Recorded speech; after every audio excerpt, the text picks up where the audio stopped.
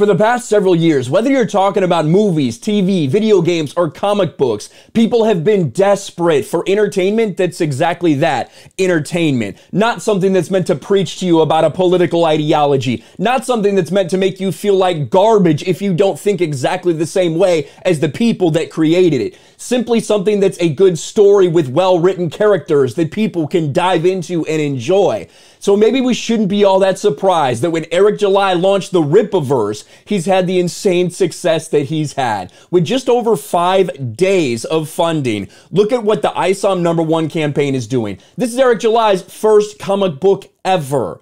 And all of a sudden, here he is, nearly at $2.2 million in total revenue.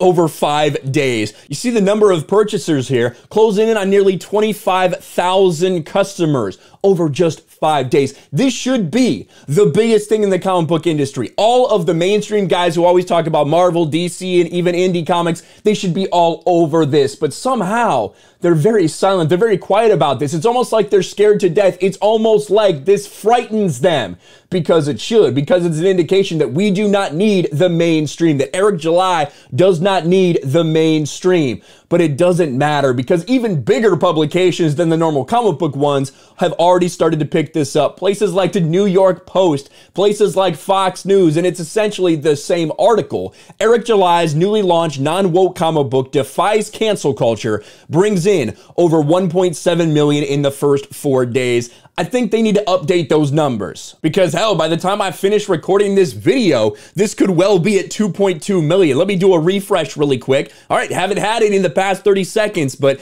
this is going to be at 2.2 million very, very shortly. Let's read this article. Newly launched non-woke comic book defies cancel culture, brings in over $1.7 million in the first 4 days. Rippaverse founder Eric July is creating a stir on social media with his woke-free comic book, ISOM #1.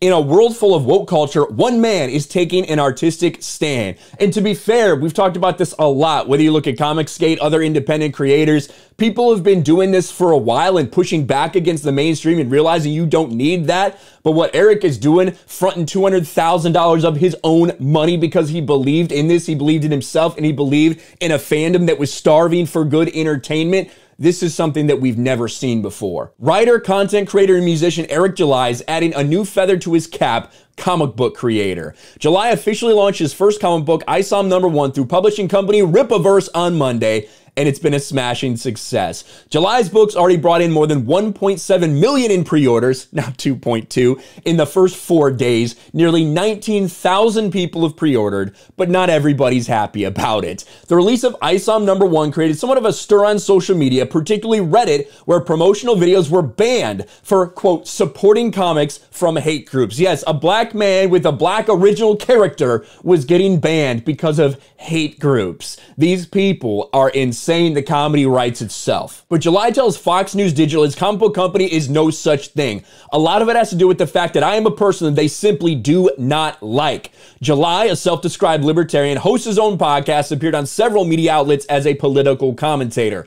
July says he's on a mission to spread liberty, speak out against nonsense, and work towards a more free and prosperous society. July said a lot of entertainment is out to beat people over the head with stuff like social justice and left-leaning agendas. And I mean, if there wasn't any more proof of that, this is, I think this is from Max. Yeah, Max Priestley tweeted this out. This is a legitimate panel from comic book I Am Batman issue 11 that came out this week, talking to Commissioner Montoya. What I know, Beckett was a racist, sexist, and homophobic. Now, you're trying to virtue signal by offering the position of commissioner to a queer female representing Latinx.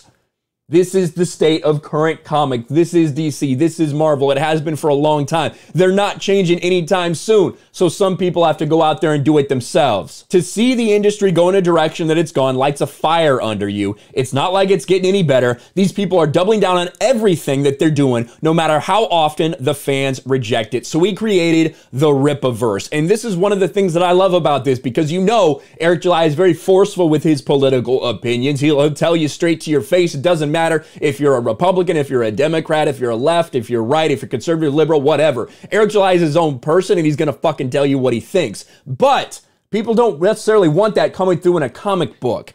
I put my money where my mouth is. I just started a comic book company. I told people I'm not beating the audience over the head with my individual political views with this, and that got me called the most ugly names I've ever been called in my life. But the constant comments about his race and political views will not stop him from making a return to the essence of what he says comic books are all about. I like seeing people be stoked. I like seeing people be happy and enthusiastic about something that's happening in entertainment. The last 5-6 years, it's been rough for a lot of people because folks have been holding their nose as they go through and consume whatever entertainment it is that they're consuming. We're seeing success and people are enthusiastic. Customers are enthusiastic, and that's why they hate us. This is what I do. This is my passion. I'm a comic book lifer. But for now, Eric July's headed back to the drawing board, quite literally. He said it's time to get back to work. And this is absolutely what Eric July is going to continue to do. He's going to get to work. He's going to do his absolute fucking best to give everybody exactly what they want. People knew it was going to be successful, but this level of success is absolutely insane to think about right now. We're less than $1,000 away from 2.2 million. And for all the people in my comments that have gone out and supported it, and I will leave a link to Rippaverse.com. You can check it out for yourself in the description below. Like, thank you. It means a lot to me that you guys supporting my friend Eric July. And I have said very forcefully when this does come out, because it ships in August, you're not gonna have to wait very long. When it does come out,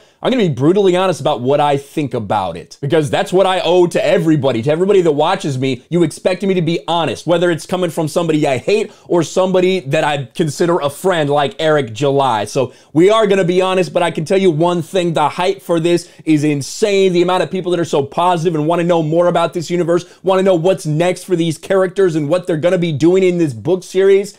It is awesome to see. So far removed from everything else we've seen from the comic book industry over the past several years. Let me know your thoughts about all this in the comments below. Smash a like button, subscribe to the channel, ring the bell for notifications, share this video out there, and I'll talk to you later. Boom! $2.2 million. Thanks for watching, everyone. And a huge shout out to my patrons. I appreciate you guys so much. Want to follow me on Twitter or Instagram? Check out the description below. You'll find links to my P.O. box and my Patreon as well. And I'll talk to you guys later.